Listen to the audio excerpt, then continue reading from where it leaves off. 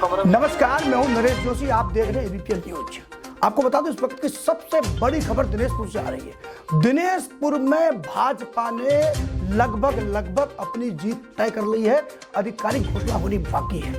दिनेशपुर में जो वहां के मजबूत नेता है काबल सिंह, उनकी पत्नी का निर्विरोध अध्यक्ष बनना लगभग तय हो गया है। इस पूरे मामले में मेरे साथ बातचीत करने के लिए मौजूद है भाजपा जिला अध्यक्ष गुंजन सुखीजा। गुंजन जी, स्वागत है बहुत बहुत एबीपी न्यूज में आपका। जी बहुत बहुत धन्यवाद नरेश जी भाई साहब, बहुत बहुत धन्यवाद। गुंजन जी, पहले तो बहुत बहुत बधाई। जिले में पहली सीट लगभग आपके पास आ रही है, तो क्या कहना चाह रहे हैं? बहुत बहुत धन्यवाद भाई साहब। और मैं चूंकि ये जो जीत है, निर्विरोध जो जीत है जी, बहुत बड़ा संकेत है इस प्रदेश के निकाय चुनाव को लेकर जी, कि यहाँ प्रदेश की जनता हमारे यशस्वी मुख्यमंत्री पुष्कर सिंह धामी जी, जिन्होंने इस उत्तराखंड के अंदर विकास की गंगा बहाने का काम किया है, जिनकी जन कल्याणकारी नीति प्रत्येक व्यक्ति तक पहुंची है, ये उसी का परिणाम है कि दिनेशपुर में भारतीय जनता पार्टी निर्विरोध जीतने जा रही है। गुंजन जी, मैं जानना चाह रहा हूँ, जो हमारे वहाँ के विधायक हैं मिस्टर अरविंद पांडे जी, मीडिया के सामने भी, सोशल मीडिया पे कुछ बातें आ रही थी, वो नाराज थे दिनेशपुर टिकट को लेके, क्या कहना चाहिए? देखिए, नाराजगी का कहीं कोई प्रश्न था नहीं। जी। संगठन का जो निर्णय होता है वो संगठन के प्रत्येक कार्यकर्ता को मानना होता है, तो इसलिए नाराजगी का कहीं कोई विषय नहीं था। बाकी वो नाराजगी का कारण क्या था, इस बारे में मैं आपको कुछ कह नहीं सकता, लेकिन मुझे लगता नहीं कि संगठन का जो आदेश होता है उसके बाद कहीं कोई नाराजगी व्यक्त करनी चाहिए। नहीं, क्या अरविंद जी की क्या प्रतिक्रिया रहेगी, क्या मानना है आपका इसमें? मेरा यही मानना है कि भारतीय जनता पार्टी का प्रत्याशी निर्विरोध जीत रहा है, तो इसकी तो खुशी सबको होनी चाहिए।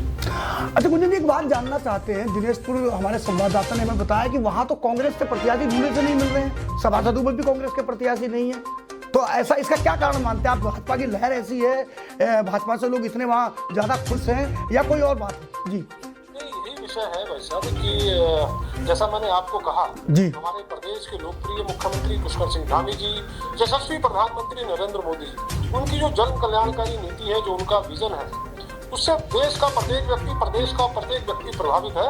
और हर व्यक्ति चाहता है कि भारतीय जनता पार्टी निरंतर आगे बढ़े और प्रदेश में, देश में और नीचे स्तर पर भी, जैसे निकाय का चुनाव है, पंचायत का चुनाव है, जी, जी, यहाँ भी भारतीय जनता पार्टी के प्रतिनिधि बैठेंगे तो क्षेत्र को, समाज को लाभ मिलेगा।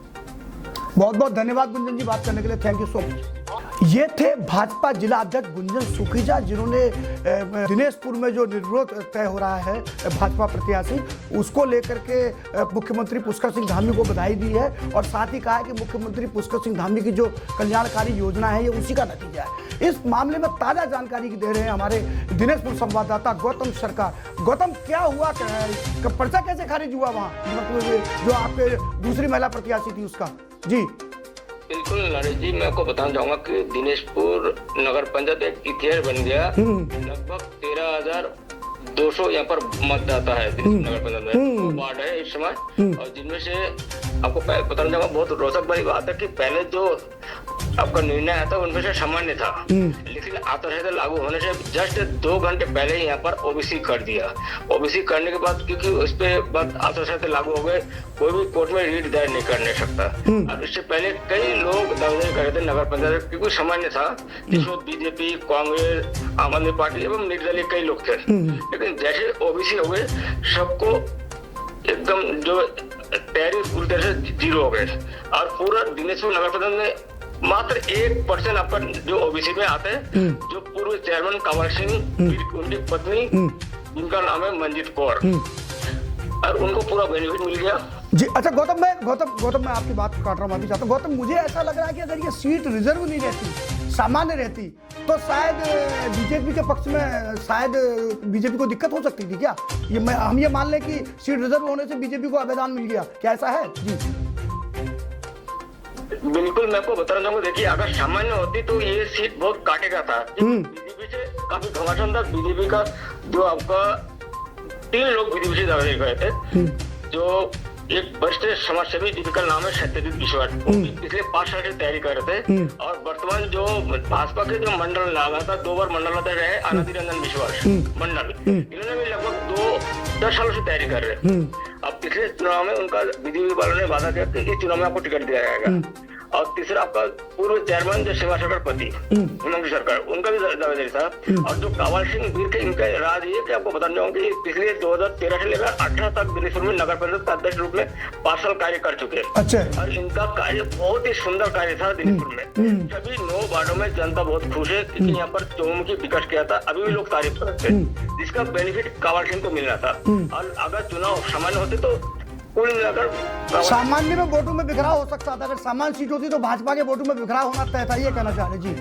बिल्कुल बिल्कुल। साथ ही मैं बताऊं कि यह क्षेत्रीय विधायक जो अरविंद पांडे, उनका भी विधानसभा क्षेत्र है, उनका भी दाव लगाना था, उनको बीजेपी का सीट निकलना है किसी भी तरह से, और उनका भी काफी दबदबा है। और बंगाली बाहुल्य क्षेत्र होने के नाते यहाँ पर कांग्रेस का जो वरिष्ठ नेता पूर्व विधायक प्रणब महाजन का भी क्षेत्र है, उनका भी दावा था कि हमारे कैंडिडेट निकलना है। लेकिन कावल सिंह का वीर ये कहना कि मेरा काम को देखते हुए आम जनता मुझे वोट करेंगे। लेकिन जैसे ओबीसी हो गए, पूरा से लोगों का सब मतलब विफल हो गया, लोग काफी दुखी है। इसको लेकर काफी लोग नाराजगी भी व्यक्त किए।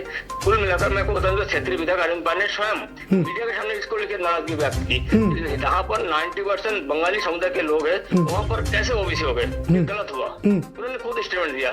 बाद में उन्होंने कैसे आरोप किया, उसका खंडन कावल सिंह ने भी किया कि ये ओबीसी कावल सिंह एवं मुख्यमंत्री के हाथ में नहीं है, चुनाव आयोग करते हैं, उनका निर्णय है, इसको आरोप करना गलत है। उन्होंने कैसे आरोप भी लगाया, उसका आरोप करते रहे, चुनाव में लगता रहा। अच्छा गौतम, मैं जानना चाह रहा हूँ गौतम मैं जानना चाह रहा हूँ, क्या क्षेत्रीय विधायक अरविंद पांडे साहब कावल सिंह की पत्नी को बधाई देंगे, नहीं देंगे, क्या लग रहा है जी? मैं को बता क्षेत्रीय विधायक है, उनके क्षेत्र में नवनियुक्त चेयरमैन साहिब बनी है मंजित कौर, और वो भी भाजपा से टिकट लेकर चुनाव लड़ी है। जो भी निर्विरोध हुआ, किसी कारण से उनका परिचय खारिज हो गए, वो भी काफी दुखी है। उनका जो बबली गोस्वामी, उनका ये कहना कि जब फितौरगढ़, मेरा मूल मायका फितौरगढ़ है, मेरी बहन है, मेरे सभी घर में वहाँ पर ओबीसी में आते, एक ही उत्तराखंड है, मैं यहाँ पर आई हूँ, मुझे 2 दिन टाइम दिया था, लेकिन 2 दिन के अंदर मैंने अपना जो जाति प्रमाण पत्र वहाँ पर प्रस्तुत किया, लेकिन खारिज कैसे कर दिया। अगर इसको 2 दिन के अंदर सही नहीं हुआ तो मैं दिनेश चौराहे में आत्मदाह करूंगी, उनका बबली गोस्वामी का ये भी कहना है। नया स्टेटमेंट आ रहा है। कुल मिलाकर काफी दुखी है बबली गोस्वामी, क्योंकि उन्होंने कहा कि अगर दम है तो आमने सामने चुनाव लड़के कावल सिंह जीत जाता है, लेकिन जिस प्रकार से मुझे एक प्रकार का जो खारिज करके जो जीता है गलत है, उनका कहना है। नहीं, जो मिसेज गोस्वामी है वो क्या प्रशासन पर, निर्वाचन उस पर जो टीम वहाँ बैठी है, जो प्रपत्रों की जांच कर रही है, उन पर आरोप लगा रही है कि उन्होंने साजिश के तहत मेरा पर्चा खारिज किया है जी? बिल्कुल, उनका ये कहना है कि ये बाहुबली नेता है, इन लोगों ने पैसा देकर मुख्यमंत्री दबाव में आकर प्रशासन मेरे पर्चे का खारिज किया, सीधे सरकार के दबाव में आकर।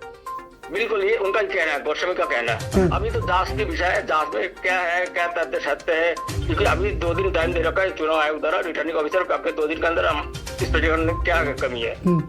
फिलहाल इधर बहुत खुशी की लहर है, जो वर्तमान चेयरमैन बनने के कुल मिलाकर तय है। लोग बता दे रहे कि उनको बधाई भी दे रहे, जो मंजित कौर और कावल सिंह वीर का यहाँ पर लोगों को अभी बधाई देना शुरू हो गए। अब देखना कि आगे प्रशासन क्या रणनीति अपनाते। धन्यवाद गौतम, जानकारी देने के लिए बहुत बहुत धन्यवाद। जुड़े रहे हमारे साथ ABPL न्यूज पे।